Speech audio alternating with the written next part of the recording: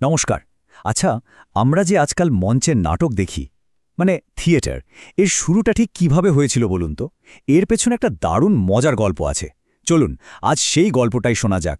আধুনিক বাংলা থিয়েটারের জন্মকথার গল্প। তো প্রথমেই একটা প্রশ্ন মাথায় আসে, তাই না?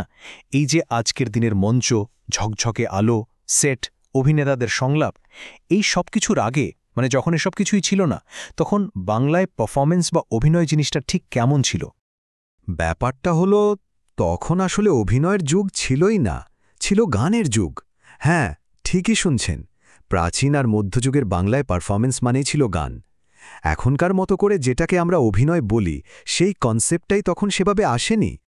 প্রাচীন বাংলা সাহিত্যে আমরা একটা জিনিস পাই, যেটাকে বলা হতো নাটগীতি। নামটা শুনেই বোঝা যাচ্ছে, তাই না? গীতি নাট্য মানে গানের মধ্যে দিয়ে নাটক। এইগুলো পারফর্ম করার জন্যই লেখা হতো, কিন্তু এর মূল ফোকাসটা ছিল গান।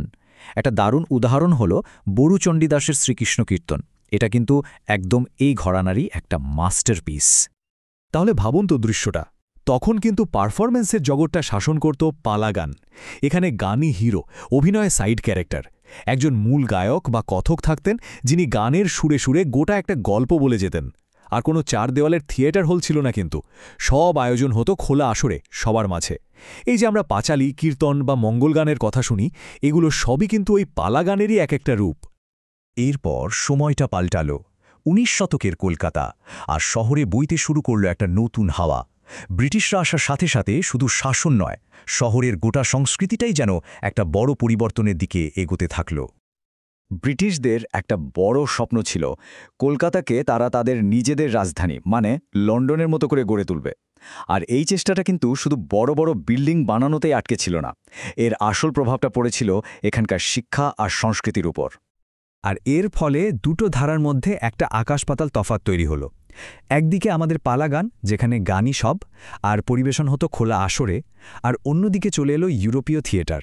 সেখানে অভিনয় প্রধান, আর তার জন্য বানানো হলো একটা নির্দিষ্ট জায়গা, রঙ্গমঞ্চ বা স্টেজ। মানে পারফরমেন্সের পুরো আইডিয়াটাই যেন ওলটপালট হয়ে গেল। আর ঠিক এভাবেই জন্ম হলো একটা নতুন থিয়েটারের যুগের।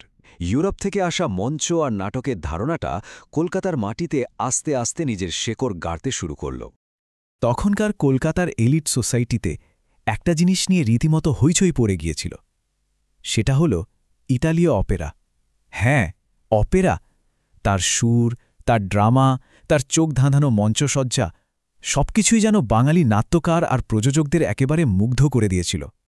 ভাবা যায়, সেই সময়ে, মানে আজ থেকে প্রায় ১৫০-২০০ বছর আগে, কলকাতার লিন্সি স্ট্রিটের অপেরা হাউসে একটা ইটালির অপেরা দলকে নিয়ে আসার জন্য চাঁদা উঠেছিল প্রায় ১,০০,০০০ টাকা। ১,০০,০০০! এই একটা ঘটনা থেকেই বোঝা যায় এই নতুন আর্ট ফর্মটা নিয়ে মানুষের মধ্যে ঠিক কী পরিমাণ উত্তেজনা ছিল। আর এই অপেরার উন্মাদনা থেকেই জন্ম নিল আমাদের নিজস্ব একটা ফর্ম, গীতিনাট্য। আর কি সাংঘাতিক তার গতি!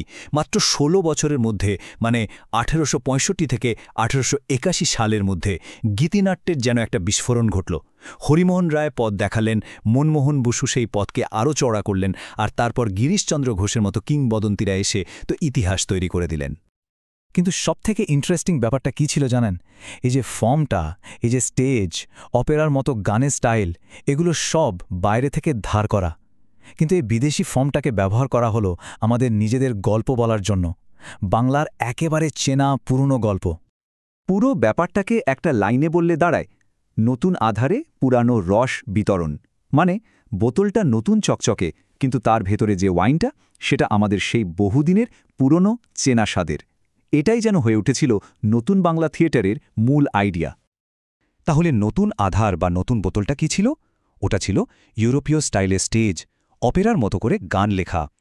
আর পুরানো রস বা পুরনো ওয়াইন, সেটা হলো আমাদের মহাভারত, রামায়ণ, পুরাণের গল্পগুলো, যেগুলো মানুষের একেবারে রক্তে মিশে আছে।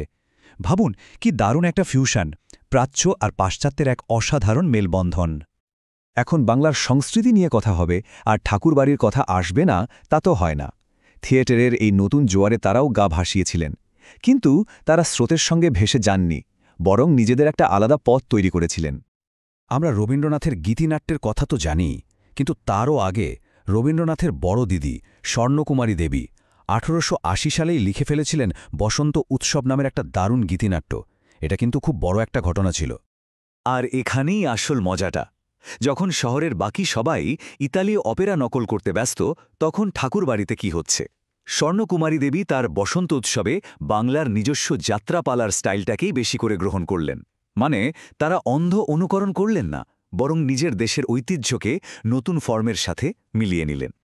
আর এই যে নিজস্বতা, এই যে নিজের ঐতিহ্যের ওপর ভরসা রাখা, এই ভাবনাটাই পরে গভীরভাবে প্রভাবিত করেছিল রবীন্দ্রনাথ ঠাকুরকে। তার বিখ্যাত সৃষ্টি মায়ার খেলার মধ্যে কিন্তু দিদি স্বর্ণকুমারী দেবীর দেখানো এই পথের একটা স্পষ্ট ছাপ পাওয়া যায়। তাহলে এই পুরো গল্পটা শোনার পর শেষে একটা প্রশ্ন তো মনে আসেই, তাই না?